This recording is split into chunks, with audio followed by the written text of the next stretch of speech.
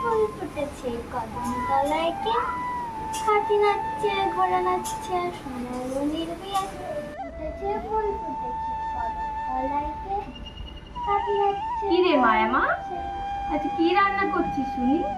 আজ আমি অনেক কিছু করছি, ভাত ডাল তরকারি আর অনেক কিছু। বাবা এত কিছু! হ্যাঁ। কেউ আছো গো?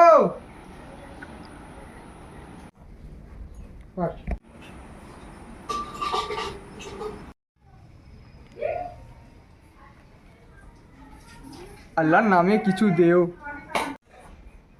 উফ, এই অবেলায় অজাত কুজাত সব এসে জোটেও। ঘরে কিছু নেই, একে নিজেদেরই খাবার জোটে না। যাও দেখি বাপু এখন।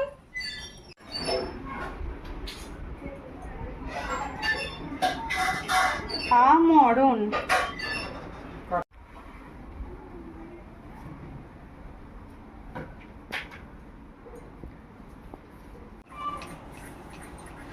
তুমি এখনো এখানে দাঁড়িয়ে আছো? বহু দূর থেকে এসেছি, ফিরিয়ে দেবে না? যা আছে দিও। ছাই আছে, নেবে? তাই দিও। ইচ্ছে না দিলে ছাড়বে না। দেখি তো কি আছে।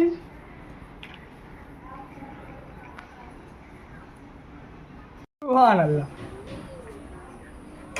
তুমি কি করছে বেটি?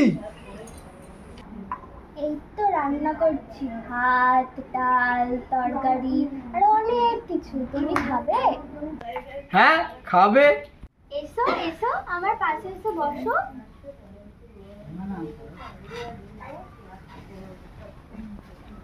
এই নাও, ভাত ডাল তরকারি, খাও।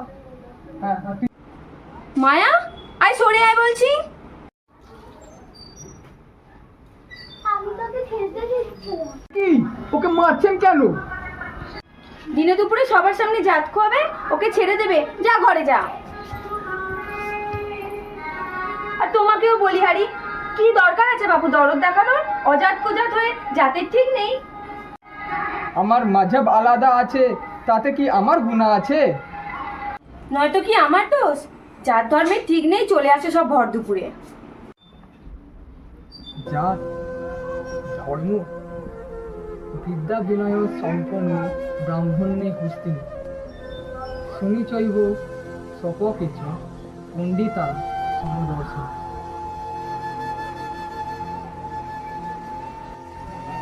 এটা আপনাদের ভগবত গীতার 5 অধ্যায়ের 18 নম্বর শ্লোক আছে। इसका मतलब আছে जो इंसान জাত ধর্ম বর্ণ নির্বিশেষে সকল ইনসানকে ভালোবাসে সেই তার পরম ধর্ম পালন করছে।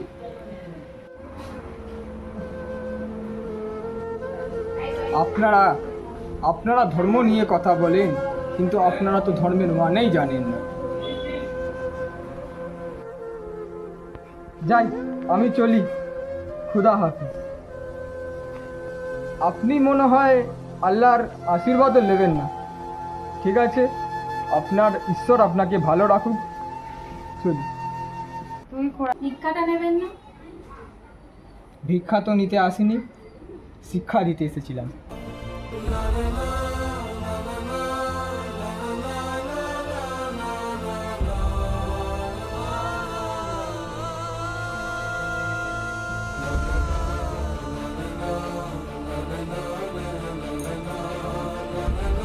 আর আপনারাও মানুষের জাত ধর্ম বর্ণ দেখে মানুষকে বিচার করবেন না। নিজের ধর্মটাকে ভালোভাবে জানুন, বুঝুন এবং মানুষের মধ্যে ভালোবাসা ছড়ান। আর একটা কথা মনে রাখবেন, যে ধর্ম ভালোবাসা ছড়ায় না সেটা ধর্ম না।